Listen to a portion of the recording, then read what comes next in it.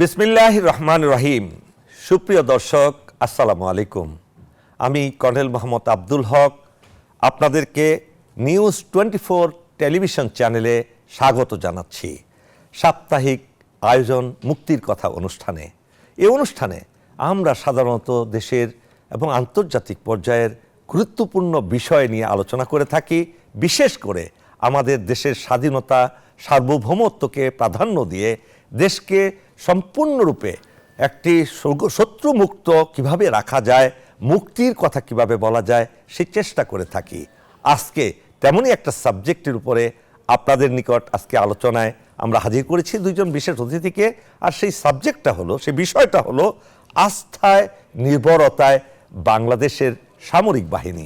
এই বিষয়ে আলোচনা করার জন্য অত্যন্ত সুযোগ্য চৌকস সামরিক বাহিনীর দুইজন অফিসার এখানে উপস্থিত হয়েছেন।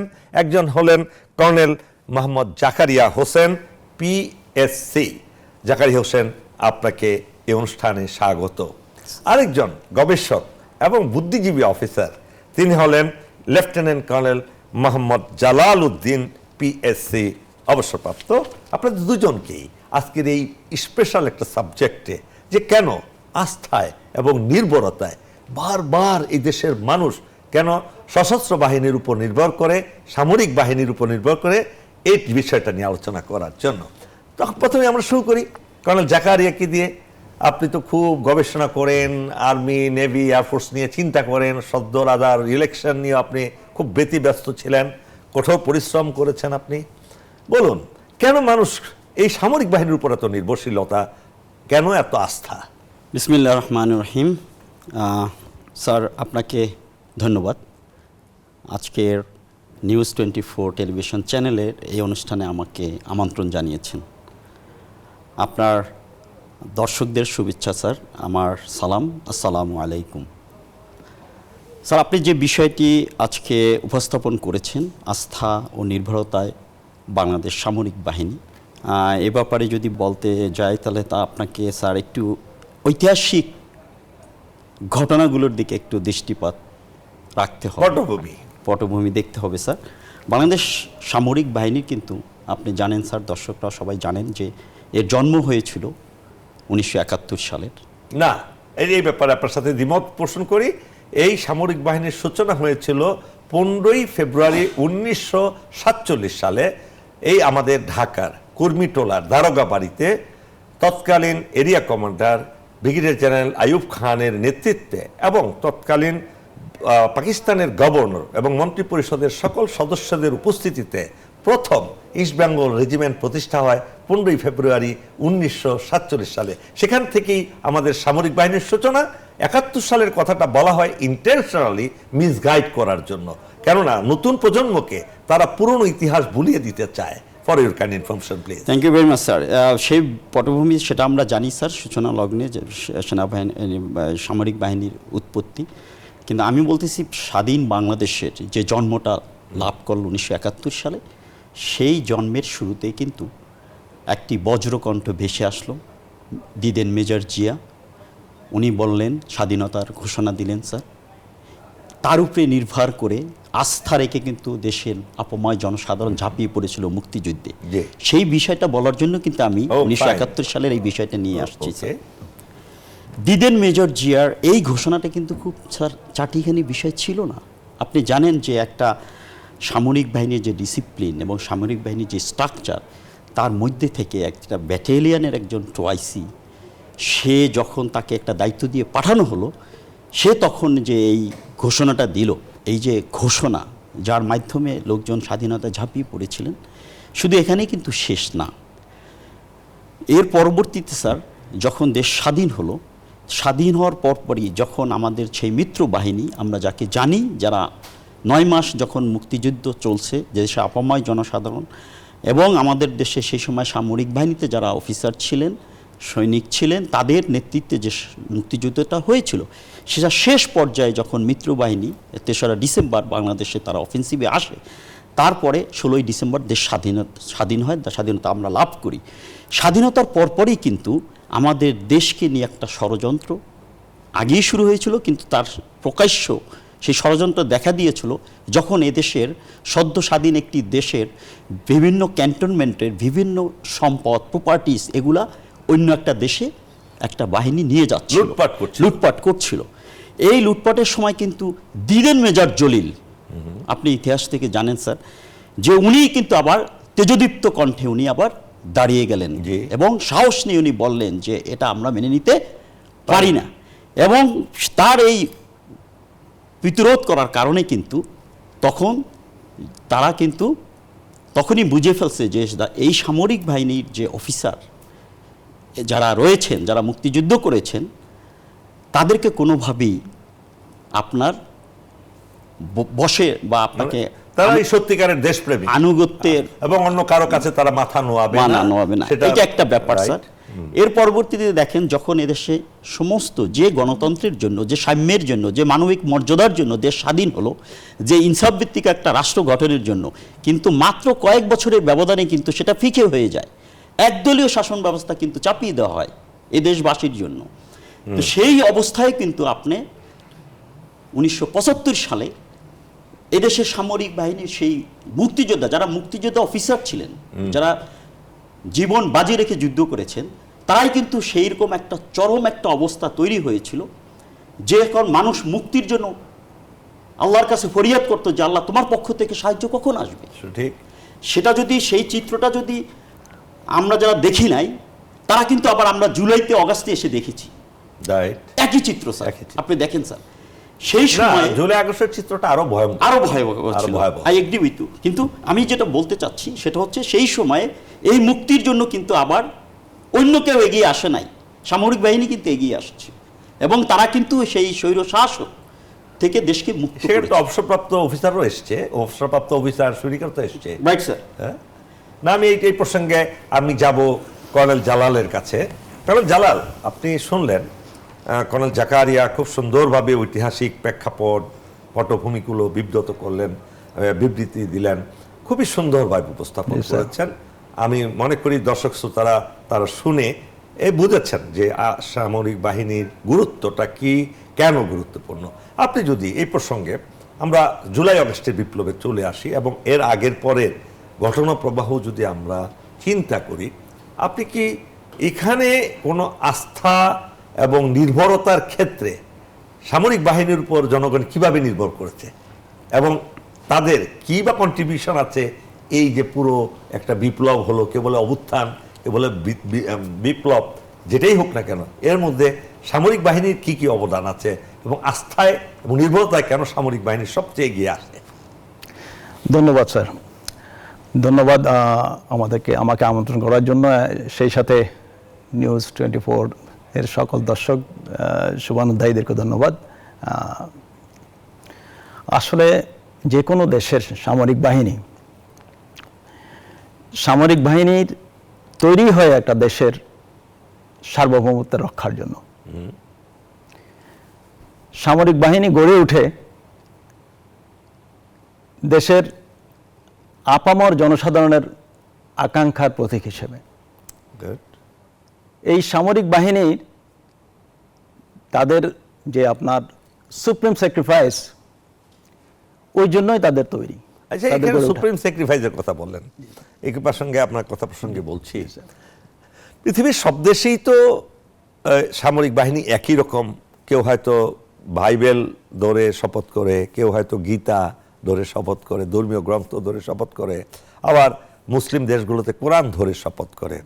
এই যে শপথ জীবনের বিনিময়ে হলেও দেশের স্বাধীনতা সার্বভৌমত্ব রক্ষা করিব, এই ক্ষেত্রে আপনি যদি তুলনামূলকভাবে দেখেন বাংলাদেশের প্রেক্ষাপটে অন্যান্য দেশে সামরিক বাহিনীর যে মর্যাদা, সব জায়গায় আমি ইউরোপে দেখেছি এবং অন্যান্য ইন্ডিয়া পাকিস্তানেও দেখেছি, তারা সবসময় সামরিক বাহিনীকে একটা উচ্চ মর্যাদার চোখে দেখে।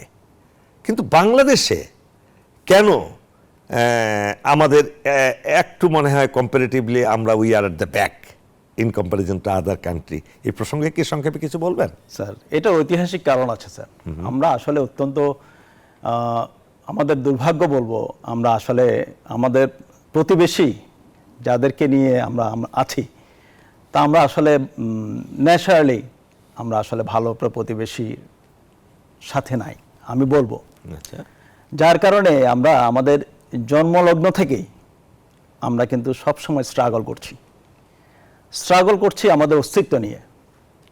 কারণ আমাদের প্রতিবেশী এমনই এক প্রতিবেশী যারা আসলে আমাদের অস্তিত্বকেই অস্বীকার করতে চায়, যে কোনো ভাবে হোক আমাদেরকে বিলীন করতে চায়। তা এখন আমাদের মতো একটা দেশপ্রেমিক সামরিক বাহিনী, যেটা বাংলাদেশে আমাদের এই জন্মলগ্ন থেকেই বিভিন্ন পরীক্ষার মাধ্যমে উতরিয়ে এই দেশের আপামর জনসাধারণের আস্থার প্রতীক হিসাবে নিজেদেরকে প্রতিষ্ঠিত করেছে এই সামরিক বাহিনী, এইটা আরেকটা অন্যতম কারণ যে আমাদের প্রতিবেশী বা আধিপত্যবাদী শক্তির হিংসার অন্যতম কারণ। যার কারণে আমরা বারবারই কিন্তু, যেহেতু একটা জাতির ভর কেন্দ্র হিসেবে সামরিক বাহিনী আছে, এই দেশের সেন্টার অফ গ্র্যাভিটি যেটা ভর কেন্দ্র, সেটাই হচ্ছে সামরিক বাহিনী। কিন্তু তারা এই যে কাজটা করছে, আপনি যে বলছেন একটা হিংসাত্মক ভূমিকায়, আক্রমণাত্মক ভূমিকায় একটা প্রতিবেশী দেশ সবসময় আমাদের উপরে এসে থাকে, এটা তো তারা ঠিক আছে করছে তাদের গোয়েন্দা দিয়ে কিভাবে দিয়ে, কিন্তু তারা তো করাচ্ছে আমাদের দেশের লোকদেরকে দিয়েই। এই লোকেরা কেন এত পটু হয়ে যায় তাদের কথায় এবং তারা নির্বিবাদে সামরিক বাহিনীর বিরুদ্ধে নানা ধরনের অপপ্রচার, অপকৌশল অবলম্বন করে? ধন্যবাদ স্যার। আপনি জানেন স্যার, আমাদের আসলে এই ৭১-এর স্বাধীনতা যুদ্ধের ওই সময় থেকেই আমাদের যুবকদেরকে, একটা শ্রেণীর যুবকদেরকে আপনি জানেন, তারা ইনডক্ট্রিনেট করেছে তাদের যে এজেন্ডা বাস্তবায়ন করার জন্য, তাদের মগজধোলাই হয়েছে। এই মানুষগুলো আসলে বুঝতে পারেনি আমাদের জন্য কোনটা তার নিজের জন্য উপকারী, কোনটা তার মঙ্গল আর কোনটা তার জন্য মঙ্গলের নয়, অমঙ্গলের। এই মানুষগুলো কিন্তু সেই সৃষ্টি থেকে আমাদের দেশের মধ্যে আছে এবং তারা বিভিন্ন সময় কিন্তু বিভিন্ন স্তরে নেতৃস্থানীয় পর্যায়ে গেছে। আমরা জানি, আমাদের ইতিহাস আমরা যখন দেখি, এবং এখনো আমাদের বিভিন্ন পর্যায়ে কিন্তু ওই লোকগুলো কিন্তু আছে। তো এরা কখনো নিজের ভালো মন্দ বুঝতে পারেনি। নিজের ভালো মন্দ বলতে তাদের দৃষ্টিভঙ্গিতে অত্যন্ত সংকীর্ণ দৃষ্টিভঙ্গি। আমরা ভালো মন্দকে যে লিমিট করেছি নিজের পার্সোনাল গেইন দিয়ে, বাট এটা অত্যন্ত একটা ক্ষুদ্র পরিসর, অত্যন্ত ক্ষুদ্র পরিসর। বাট এই পরিসরটাকেই আমরা মনে করছি এটাই আমার সফলতা, এটাই আমার লাভ। Very unfortunate. সত্যিকার অর্থে আমার দেশের সার্বভৌমত্ব, আমার দেশের মর্যাদা বিশ্ব দরবারে কোথায় আছে, সেটাই হলো আমার ইমেজ, সেটাই আমার ভাবমূর্তি, সেটাই আমার মূল্য। এই জিনিসটাই আমাদের এক শ্রেণীর শিক্ষিত নাগরিক সমাজ অনেকেই বুঝতে পারি না আমরা। যার কারণেই তারা বুঝে হোক না বুঝে হোক, অবচেতন মনে, অর্ধ সচেতন মনে, আর আধিপত্যবাদী শক্তির এজেন্ডা বাস্তবায়ন করার জন্য এই দেশের মধ্যে কাজ করে যাচ্ছে। আপনি এই কথাগুলো খুব স্পষ্টভাবে বললেন যে আধিপত্যবাদী শক্তি তাদের আধিপত্য কায়েম করার জন্য এই কাজগুলো তারা সুকৌশলে করছে বাংলাদেশের মানুষদের দ্বারাই। আমি এই প্রসঙ্গে কর্নেল জাকারিয়ার কাছে আসতে চাই। কর্নেল জাকারিয়া, এই যে আমাদের দেশে বিশাল সংখ্যক আমলা শ্রেণী আছে, একজনের জায়গায় ৫ জন, যে কাজটা একজনে করতে পারে সেই জায়গায় ৫ জন তারা ভ্যাকেন্সি তৈরি করেছে। ঠিক একইভাবে পুলিশের, এবং উভয় গোষ্ঠী কিন্তু তাদের কাজ হলো জনসেবা করা, অর্থাৎ তারা জনগণের সেবক, পাবলিক সার্ভেন্ট। এটার বাংলায় অনুবাদ করলে জনগণের চাকর। কিন্তু সেই ভূমিকা অবতীর্ণ না হয়ে তারা কেন এই একটা প্রভুর ভূমিকায় এগিয়ে এসছে এবং এন্টি আর্মি সেন্টিমেন্ট ক্রিয়েট করছে? প্লিজ স্যার, এটার জন্য স্যার আপনাকে একটু, আপনি যে বিষয়টা সংক্ষেপে বলবেন। এই বিষয়টার যে আপনি গত 15-16টি বছর, বা আপনি যদি আরও পিছনে যান, স্বাধীনতার পরপরই স্যার আমাদের যে সরকার আমরা পেয়েছি, এটা আমাদের দুর্ভাগ্য। এই জন্য আমি সবসময় বলি যে আমাদের লিগ্যাসি বলে, আমাদের বাংলাদেশি যারা আমরা বাংলা ভাষায় কথা বলি, এই দেশের মানুষ যদি ইতিহাস আপনি দেখেন স্যার, তারা কিন্তু শোষিত, নির্যাতিত, মানবিক মর্যাদাহীন একটা সময় পার করেছে বিভিন্ন সময়ে। আপনি যদি ব্রিটিশ 200 বছর ইতিহাস দেখেন, তার আগের যদি দেখেন হিন্দুত্ব, আপনি যদি সেই সময় দেখেন জমিদার প্রথা ছিল, তারা কিন্তু শোষণ করেছে, মানুষ শোষিত হয়েছে। কিন্তু একটা সময় কিন্তু এই বাংলাদেশ, আমাদের ক্যারেক্টারটা এরকম যে আমরা প্রতিরোধ করতে জানি, আমরা রক্ত দিতে জানি। সেটার মাধ্যমে কিন্তু আমরা বিভিন্ন ক্রাইসিসের সময় কিন্তু ওভারকাম করেছি, যেটা 71-এ করেছি, 75-এ করেছি, এবং লাস্ট জুলাই আগস্টে আপনি দেখেছেন 16টা বছর যে শোষিত ছিলাম, নির্যাতিত ছিলাম, কিন্তু তারপরে কিন্তু আমরা এখান থেকে রক্তের মধ্য দিয়ে, রক্ত দিয়ে, গুলির সামনে দাঁড়িয়ে আমাদের বাচ্চারা কিন্তু দেশকে স্বৈরাচার মুক্ত করেছে। স্বাধীনতা, আবার যেটাকে দ্বিতীয় স্বাধীনতা বলা হয়, সেটাকে আমরা ছিনিয়ে নিয়ে আসছি। এটা আমাদের একটা ক্যারেক্টারিস্টিক্স, এটা বলতে পারেন। কিন্তু সবচেয়ে দুর্ভাগ্য বিষয় হচ্ছে এইটার পরে যে একটা অপরচুনিটি সৃষ্টি হয়েছে, এই সুযোগটাকে আমরা ক্যাপিটালাইজ করতে পারি নাই। মানবিক মর্যাদাপূর্ণ একটা জাতি হিসেবে তৈরি করার জন্য একটা রাষ্ট্রীয় কাঠামো, যেসব স্ট্রাকচারটা যেভাবে দরকার হওয়ার কথা ছিল, সেটা আমরা বারবার ব্যর্থ হয়েছি।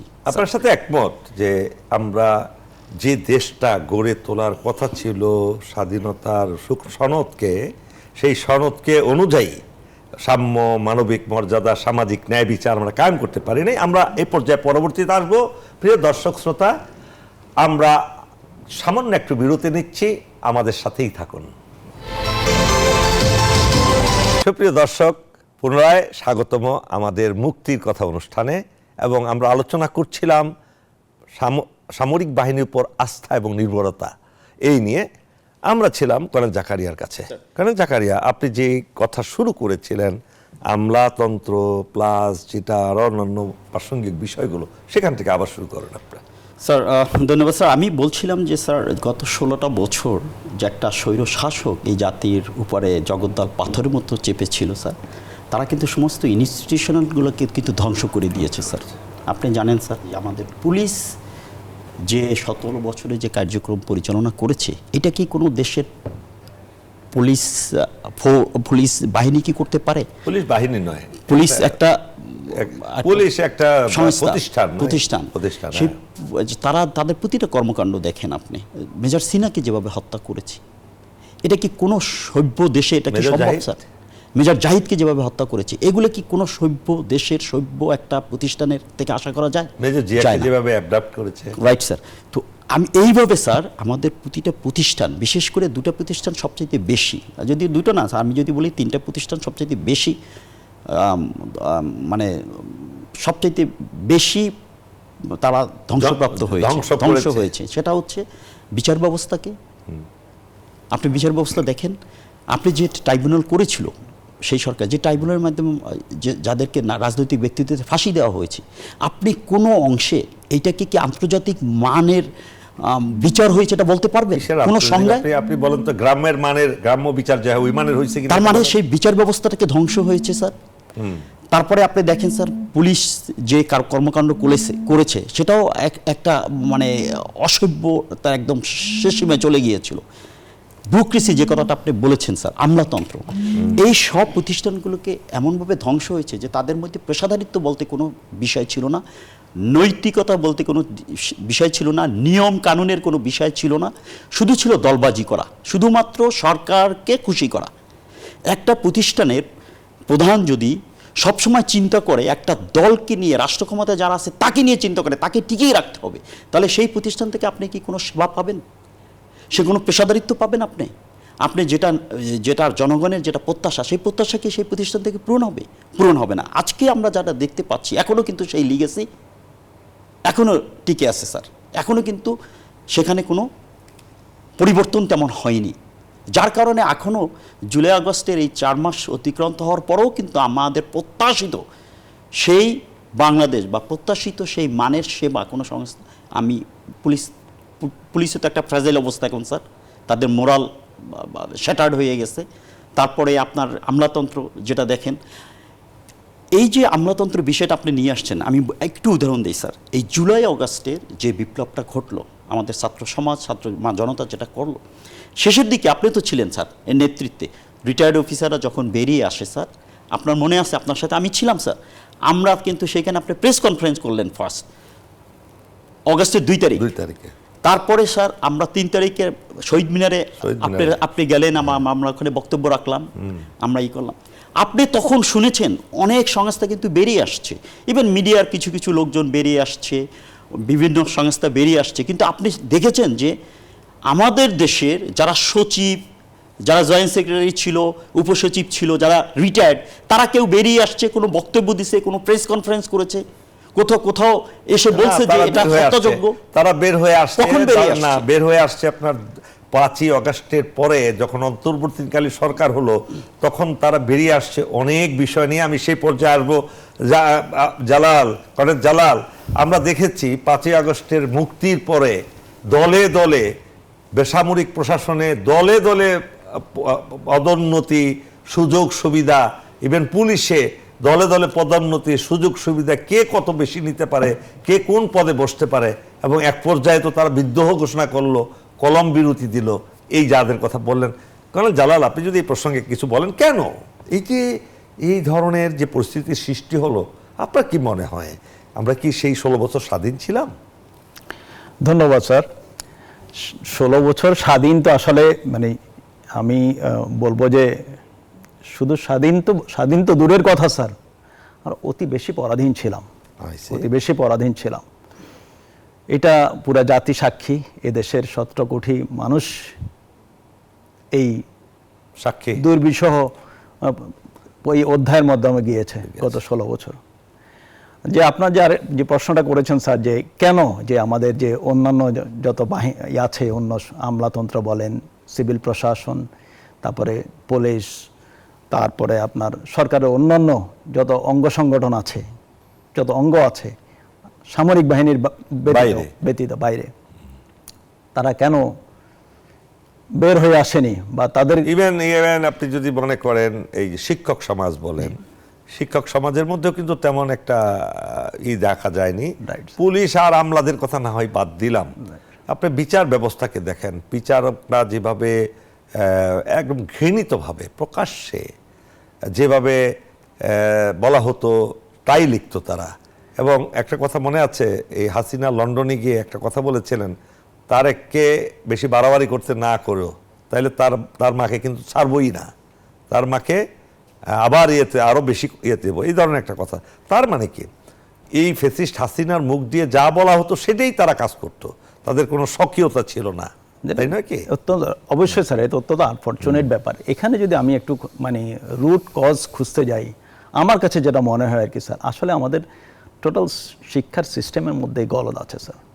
না, শিক্ষা সিস্টেমে গলদ আছে বললে কি সঠিক হবে, নাকি গলদ করা হয়েছে? না, গলদ করা হয়েছে বা গলদ বিরাজমান। গলদ তো মানুষ ঢুকাচ্ছে বলেই তো সেখানে গলদ হবে, এটা তাই না? এটা তো এমনি এমনি হয়ে যায় না শিক্ষাটা, ডেলিভারেটলি করা হয়েছে, ডেলিভারেটলি করা হয়েছে কোনো সন্দেহ ছাড়া। বাট আমরা এই শিক্ষার কেন শুধুমাত্র একটা দেশের শুধু সামরিক বাহিনী শুধু দেশপ্রেমিক হবে, হোয়ার একটা দেশের আপামর জনসাধারণ সবাই তো দেশপ্রেমিক হওয়ার কথা। কিন্তু এখানে কিন্তু আপনি শুধু সামরিক বাহিনী বললে হবে না, এখানে 2টা আস্থার জায়গা সৃষ্টি হয়েছে বাংলাদেশে।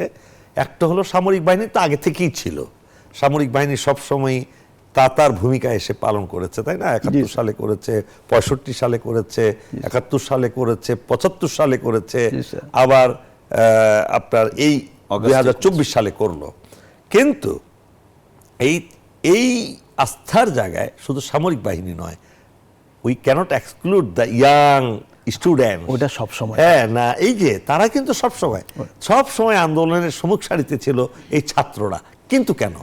এটা তো অবশ্যই স্যার, কারণ ছাত্ররা তো আসলে কখনো নিজের স্বার্থ নিয়ে কাজ করে না, তারাই একটা গোষ্ঠী যারা সবসময় সেলফলেসলি কাজ করে।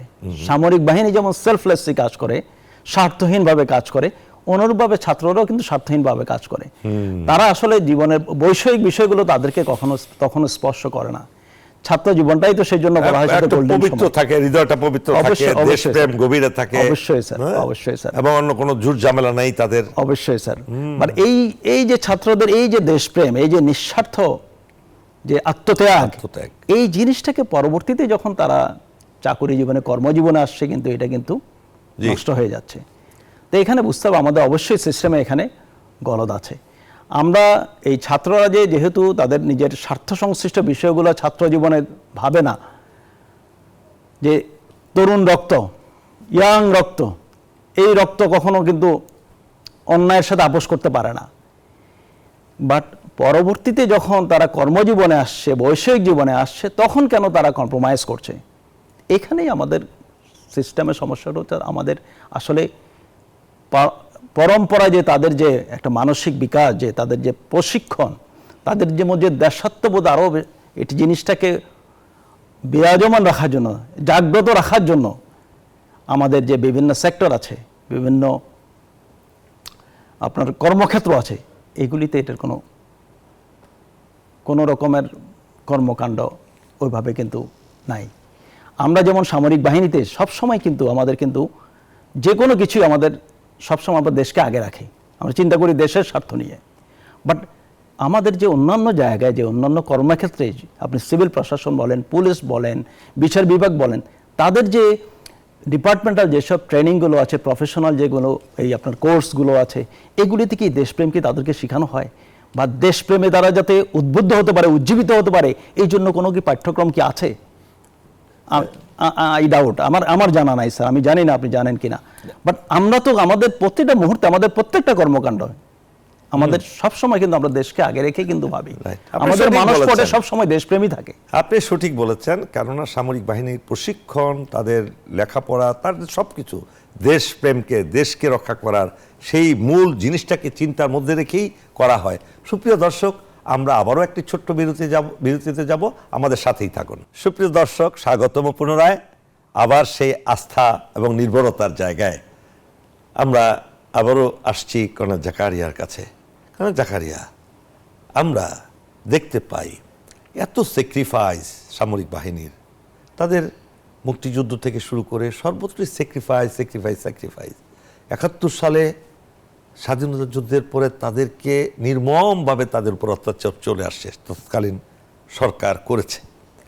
মেজর ডালিমের ঘটনাগুলো আজকে যারা দেখছে, বুঝছে যে কি পরিমাণ নিগৃহীত হয়েছে সামরিক বাহিনী। অথচ তারা যখন আবার দেশকে মুক্ত করলো, তারপরেও তাদের কিন্তু সেই অবস্থাই থেকে গেল। এই যারা মুক্ত করলো তাদেরকে কিন্তু আবার সেই মানে কষ্টের জীবনে চলে যেতে হলো। একইভাবে আপনি যদি ধরেন এই 5ই আগস্টের বিপ্লব বা অভ্যুত্থানের পরে আবার এক শ্রেণীর লোক, এক শ্রেণীর মিডিয়া, ইন্ডিয়ার মিডিয়া কেবলমাত্র সামরিক বাহিনীকে টার্গেট করেই তারা এগিয়ে যাচ্ছে। এটা কি আস্থা এবং নির্ভরতা কমানোর জন্য একটা ষড়যন্ত্র? এই প্রসঙ্গে আপনি বলুন। স্যার, এটা আমি মনে করি স্যার, সামরিক বাহিনীর বিরুদ্ধে যত ষড়যন্ত্র হয়েছে স্যার, এটা কিন্তু স্যার এক্সটার্নাল একটা ফোর্স এই কাজটা করেছে স্যার ডেলিভারেটলি। এবং তাদের কিছু এদেশীয় দোসর, যাদেরকে টাকা পয়সা দিয়ে, লোভ লালসা দিয়ে, হানি ট্র্যাপের মাধ্যমে তাদেরকে ইউটিলাইজ করেছে। এবং আপনি যদি দেখেন, কিন্তু তারপরও বারবার কিন্তু তারা ফেল করেছে এবং ফেল করবে আমার বিশ্বাস। কারণ বাংলাদেশ সেনাবাহিনী বা বাংলাদেশ সামরিক বাহিনী এমন একটা পেশাদারিত্ব এবং এমন একটা কমান্ড স্ট্রাকচারে রয়েছে, যেটাকে এইগুলো করে কখনো এটাকে তার অবস্থান থেকে বিচ্যুত করা যাবে না। কেন যাবে না আমি বলছি স্যার, আপনি দেখেন জুলাই আগস্টের এরকম একটা এদেশের, এটা কি বিশ্বাস করা যায়, একটা দেশের রাষ্ট্র ক্ষমতা এদেশেরই মানুষ, সেই রাষ্ট্র মেকানিজম পুরো এদেশের আমজনতার উপর গুলি চালাচ্ছে। মনে হয় যেন একটা যুদ্ধ, আপনি ইরাক বা ইউক্রেনের যে যুদ্ধ, সেরকম একটা যুদ্ধ কিন্তু জুলাই আগস্টে আমি বলছি। কিন্তু সেই সময়ও দেখেন এরকম একটা অবস্থায়ও কিন্তু তারা তাদের যে ষড়যন্ত্র ছিল, যে নীলনকশাটা ছিল, তারা এই শাসনকে, এই ফেসি সরকারকে টিকিয়ে রাখার তারা কিন্তু ব্যর্থ হয়েছে।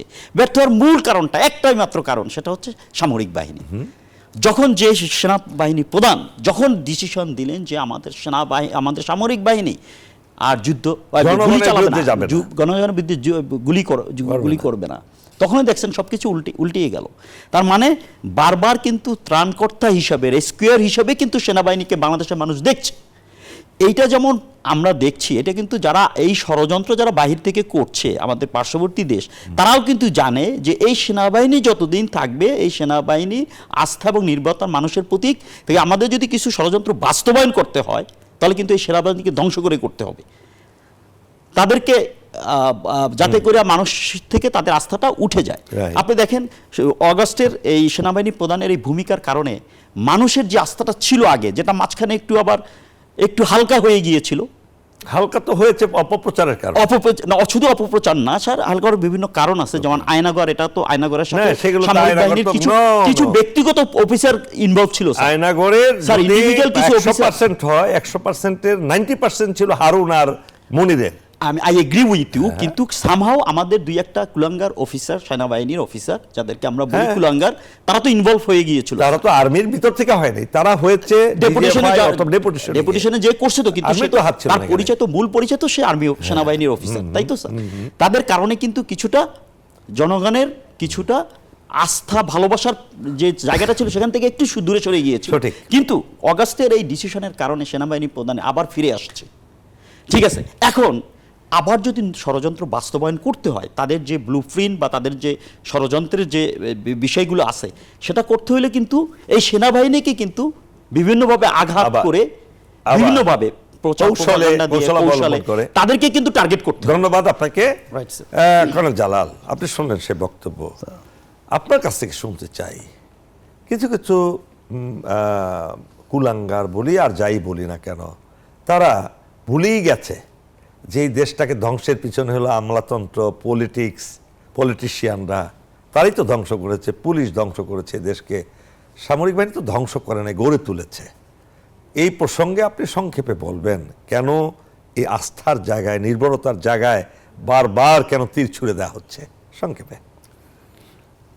কারণ এর একটাই, সেটা হলো স্যার, আধিপত্যবাদী শক্তি তাদের আধিপত্য বাস্তবায়ন করার পথে একমাত্র বাধা হলো সামরিক বাহিনী। আমি আগে বলেছি, এই একটা জাতির বা বাংলাদেশের যে আপনার যে মূল সেন্টার অফ গ্র্যাভিটি, ভর কেন্দ্র হচ্ছে সামরিক বাহিনী। আমাদের সার্বভৌমত্বের অতন্দ্র প্রহরী হচ্ছে সামরিক বাহিনী, এবং পুরা জাতির আস্থার জায়গায় একমাত্র হলো সামরিক বাহিনী। তো এই সামরিক বাহিনীকে জনগণ থেকে যখনই আলাদা করা যাবে তখনই দেশ তাদের জন্য ইজি টার্গেট হয়ে যাবে, অত্যন্ত সহজ হয়ে যাবে। তো এই আলাদা করার জন্য গত 16 বছর তারা, অ্যাকচুয়ালি তারও আগে থেকে তারা সবসময় কাজ করে যাচ্ছে, বাট গত 16 বছরে তারা অনেকটা সফল হয়েছে। রাইট। এই সফল হওয়ার কারণও আছে স্যার। আপনি যদি দেখে থাকেন এই গত 16 বছরে সামরিক বাহিনীতে, এবং আমি আরও স্পেসিফিক্যালি বলবো সেনাবাহিনীতে, যেসব কর্মকর্তারা উপরে এসেছে, আপনি তাদের যদি দেখেন তাদের প্রফেশনালিজম ভেরি আনফর্চুনেট। আমরা অনেক প্রফেশনাল অফিসারকে স্যাক্রিফাইস করে আমরা কিন্তু অপেক্ষাকৃত কম যোগ্য কর্মকর্তাদেরকে আমরা কিন্তু সামনে নিয়ে আসছি। এটাও তো আপনি ধরে নিতে হবে, যেহেতু ফেসিস্ট সরকার এবং ইন্ডিয়ার সরাসরি প্ররোচনায় কাজগুলো করেছে, শুধু এখানেই শেষ নয়। আপনি যদি মনে করেন সামরিক বাহিনীর প্রধান যারা ছিলেন তারা তো কমান্ড করতে পারেন, করেছেন তো জেনারেল তারেক সিদ্দিকী, তাই নয় কি? Right, এবং sir. কমান্ড বাইরে থেকে চাপিয়ে দেওয়া হয়েছে, নির্দেশ আদেশ সব ওখান থেকে আসতো। অসহায়ের মতো ছিল তখন সামরিক বাহিনীর প্রধানরা, তাই নয় কি? তো স্যার, অসহায় আমরা আসলে সামরিক বাহিনী কখনো অসহায় আমি বলবো না, আমি এভাবে দেখি না।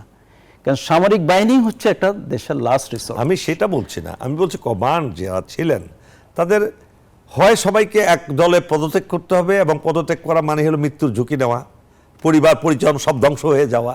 আবার আরেক দিকে এই খড়গ, তারা হয়তো অপেক্ষা করতেছিলেন একটা সুযোগের জন্য, আমার মনে হয় তাই নয় কি? স্যার, আমার হতে পারে স্যার, বাট আমি এরকমও তো আমাদের নজির আছে। আমরা জানি আপনার স্যার জেনারেল সোহুল আফজাল একটা পদোন্নতি পর্ষদে না বলেছিলেন, কিন্তু বলেছিলেন। পরবর্তীতে কিন্তু আবার আমরা ভিন্ন চিত্র দেখেছি, আমরা ভিন্ন চিত্র দেখেছি।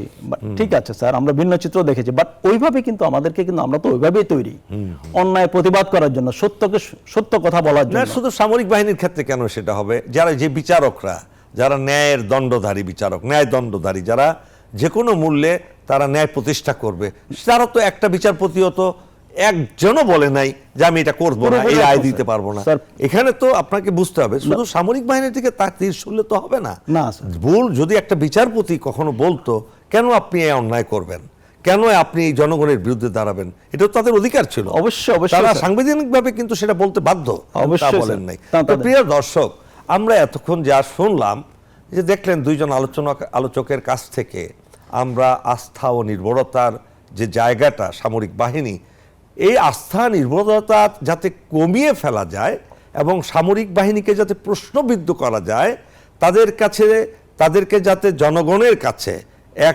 একটু ছোট করা যায়, সেই চিন্তা ভাবনা থেকে ফ্যাসিস্ট সরকার এবং তাদের দোসররা একই সাথে প্রতিবেশী দেশের যারা আজকে বাংলাদেশের সার্বভৌমত্বকে বিশ্বাস করে না, তাদের প্রচার মাধ্যমগুলো, এমনকি রাষ্ট্রীয় গোয়েন্দা সংস্থাগুলো তাদের আজকে ওতপ্রোতভাবে জড়িত এই ষড়যন্ত্রের পেছনে কিভাবে সামরিক বাহিনীকে হেয় করা যায়, ছোট করা যায়, মানুষের কাছে অপছন্দনীয় করা যায়। আমরা যদি জনগণ, সাধারণ জনগণ সত্যিকার অর্থেই আমরা দেশের স্বাধীনতা সার্বভৌমত্বের বিরুদ্ধে যারা কাজ করছে সেই ষড়যন্ত্রগুলো সম্পর্কে যদি আমরা সঠিক জ্ঞান লাভ করতে না পারি, সঠিক তথ্য অর্জন করতে না পারি, সঠিকভাবে না জানি, তাহলে কিন্তু আমরা ভুল পথে যাব। কেননা আস্থার প্রতীক, দেশ রক্ষার প্রতীক, স্বাধীনতার প্রতীক, সার্বভৌমত্বের প্রতীক সামরিক বাহিনীকে আপনারা যত বেশি ভালোবাসবেন, এটাকে যত বেশি শক্তিশালী করবেন, দেশের জন্য এই মঙ্গলজনক। আজকের এই জানুয়ারি মাসের প্রথম দিকে আপনাদেরকে এ কথাগুলো বলার উদ্দেশ্য হলো বাকি বছরটাতে যাতে আমরা সচেতন থাকি এবং নিজেদেরকে সতর্ক অবস্থানে নিয়ে যাই যে কারা কারা এই ষড়যন্ত্র করছে এবং কি কারণে করছে, তাদের উদ্দেশ্য কি, তাদের পেছনে কারা। তাহলেই দেখবেন আমরা সঠিক পথ অনুসরণ করতে পারবো। সুপ্রিয় দর্শক, এভাবে আমরা ভবিষ্যতেও মুক্তির কথা অনুষ্ঠানে আপনাদের কাছে তুলে ধরবো আরো অত্যন্ত গুরুত্বপূর্ণ সব তথ্য। আমাদের সাথে থাকবেন। আমরা সবাই আল্লাহর কাছে দোয়া করছি আমাদের দেশের জন্য। আল্লাহ হাফেজ। বাংলাদেশ জিন্দাবাদ।